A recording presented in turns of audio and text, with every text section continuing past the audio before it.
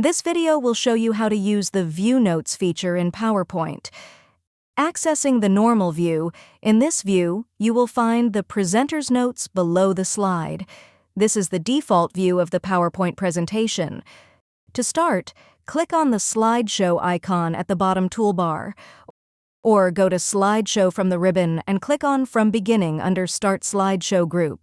Or click on F5 key on your keyboard to start the slideshow presentation from the beginning.